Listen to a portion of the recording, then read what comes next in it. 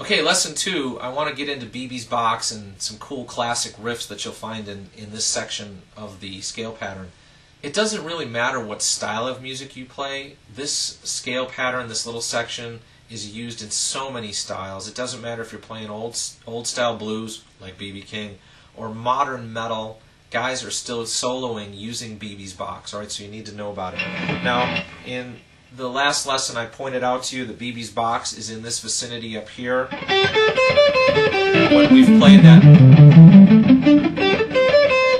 that second scale pattern, I'm playing in the key of C major or A minor, by the way. It's the key that I often use to teach scale patterns in. So obviously BB's box can be played anywhere on the neck depending on what key you're in, but here I am in the key of C major. I'm playing BB's box up here.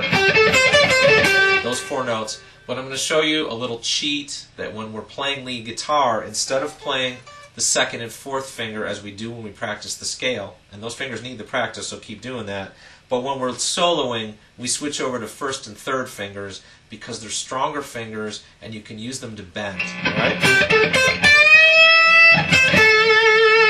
Okay?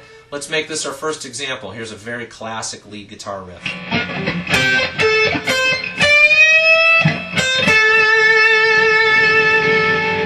Okay?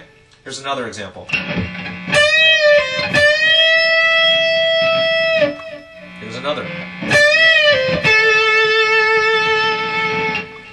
And remember also I said that we can come down to this note down here. Okay? Watch this.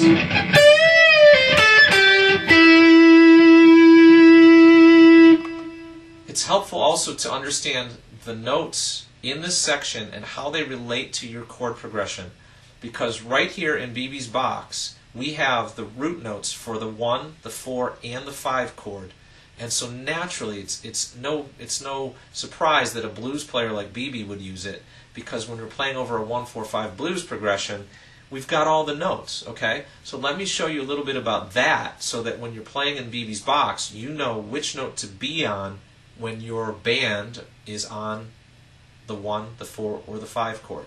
Again, in this key we're talking about, I'm talking about A minor particularly. Here's the A root note. So an A riff would be like this. Okay? When we go to the 4 chord, here's my 4 note. And so I want to hang on that note.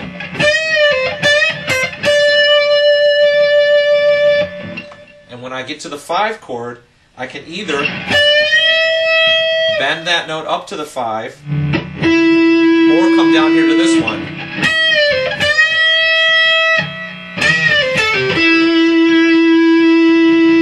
Okay? So you see you've got your 1, 4, and 5 notes right there. You've got a ton of classic riffs. You want to just fool around with BB's box and just bend those notes and have a lot of fun with it, alright? The primary notes for bending, by the way, are the A. If you bend it up 1.5 steps to C, and to bend the D up 1 step to E.